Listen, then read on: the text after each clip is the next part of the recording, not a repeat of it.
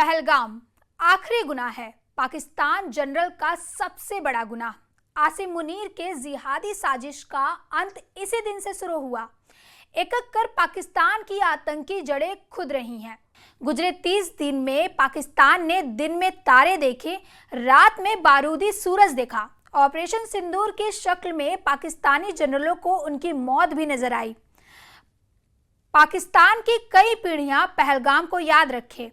कोई भी दुश्मन भारत में आतंक फैलाने की जुर्रत ना जुटा पाए, अब इसका इंतजाम हो रहा है। पाकिस्तान बीते 12 दिन से बार बार अपने गुनाह को कबूल कर रहा है, हार भी मान रहा है, मगर पाकिस्तान को अब की बख्शा नहीं जाएगा। पहलगाम आतंकी हमले के एक महीने बाद पीएम मोदी ने ऐलान किया है कि आतंक के सर्वनाश तक प्रहार होता रहेगा। नमस्कार, आप देख रहे हैं न्यूज 18 जम्मू कश्मीर लद्दाख हिमाचल का सोशल मीडिया प्लेटफॉर्म। मैं हूं आपके साथ सृष्टि शर्मा। राजस्थान के बीकानेर में मोदी जब दुश्मनों के खिलाफ दहाड़ रहे थे, तब पाकिस्तान का कठपुतली सुल्तान भारत से बातचीत की तरकीबें तलाश रहा था। पाकिस्तान के जिद्दी जनरल के इशारे पर पाकिस्तान के पीएम शहबाज शरीफ ने नया शगुफा छोड़ा है। शहबाज ने भारत के आगे शांति वार्ता की अपील की है। शहबाज ने बातचीत के लिए जगह भी चुन ली है। शहबाज शरीफ ने टोटल सरेंडर करने का सिग्नल दे रहे हैं। पाकिस्तानी मीडिया में दिए इंटरव्यू में शहबाज ने कई चौंकाने वाली बातें कही हैं, जबकि भारत साफ कर चुका है कि पाकिस्तान से सिर्फ 2 मुद्दे पर बात होगी। पहला आतंकवाद, दूसरा पाकिस्तान के कब्जे वाला Kashmir. Any India-Pakistan engagement has to be bilateral. I would like to remind you that talks and terror don't go together. On terrorism itself, as I had said earlier, we are open to discussing the handing over to India of noted terrorists whose list was given to Pakistan. Any bilateral discussion on Jammu and Kashmir will only be on the vacation of illegally occupied Indian territory by Pakistan. PM Modi ने operation सिंदूर की कामयाबी के बाद पहली बार जब देश को संबोधन किया, तभी पाकिस्तान की हद तय कर दी गई। जो लकीर नरेंद्र मोदी ने खींची है, उसके पार आने के लिए जनरल मुनीर को आतंकी नीति से तौबा करना होगा। उससे पहले कुछ भी संभव नहीं है। जब मैं दिल्ली से यहां आया तो बीकानेर के नाल एयरपोर्ट पर उतरा। पाकिस्तान ने इस एयरबेस को भी निशाना बनाने की कोशिश की थी, लेकिन वो इस एयरबेस को रत्ती भर भी नुकसान नहीं पहुंचा पाया। और वहीं यहां से कुछ ही दूर सीमा पार पाकिस्तान का रहीम यार खान एयरबेस है। पता नहीं आगे कब खुलेगा। आईसीयू में पड़ा है। जो हिंदुस्तान का लहू बहाते थे, जो हिंदुस्तान का लहू बहाते थे, आज कतरे कतरे का हिसाब चुकाया है।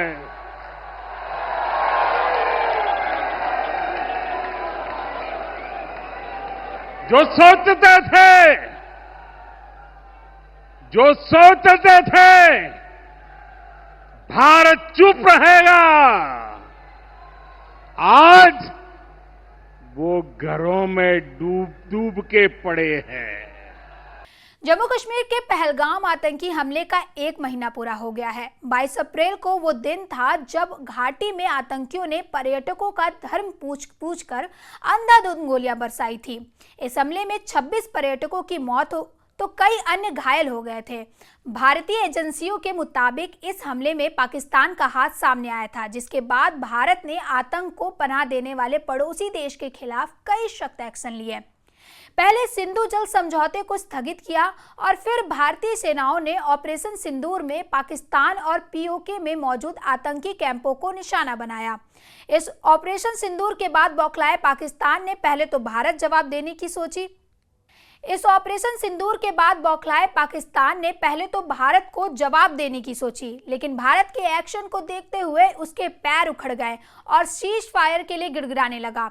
बीते एक महीने में पहलगाम हमले से ऑपरेशन सिंदूर तक जो घटनाक्रम हुआ, आपको पॉइंट वाइज समझाते हैं। सबसे पहले 22 अप्रैल को पहलगाम आतंकी हमले के कुछ ही घंटों बाद गृह मंत्री अमित शाह ने श्रीनगर का दौरा किया था। गृह मंत्री ने पहलगाम का दौरा कर पीड़ितों से मुलाकात की। इसके बाद शाह ने सेना, सीआरपीएफ और पुलिस सहित सुरक्षा अधिकारियों की एक उच्च स्तरीय बैठक की अध्यक्षता की। जब यह आतंकी घटना घटी थी, उस समय प्रधानमंत्री नरेंद्र मोदी सऊदी अरब के दौरे पर थे। पीएम सऊदी अरब का दौरा बीच में ही छोड़कर देश लौट आए थे। उन्होंने एयरपोर्ट पर ही विदेश मंत्री doctor S Jaishankar, NSA Ajit Doval, विदेश सचिव विक्रम मिश्री और अन्य अधिकारियों के साथ बैठक की। दूसरा, पीएम मोदी की अध्यक्षता में केंद्रीय मंत्रिमंडल की बैठक हुई, जिसके बाद केंद्र सरकार एक्शन मोड में आ गई। आतंकियों के खात्मे और दुश्मनों को सबक सिखाने के लिए पीएम मोदी की अध्यक्षता में कैबिनेट सुरक्षा कमेटी CCS की बैठक हुई। इसमें पाकिस्तान की कमर तोड़ देने वाली 4 बड़े फैसले लिए गए, जिसमें सिंधु जल समझौता रद्द, अटारी वाघा बॉर्डर तुरंत बंद, पाकिस्तान के लिए सार्क वीजा स्कीम बंद और पाकिस्तान उच्चायोग में कर्मचारियों की संख्या घटाना शामिल था।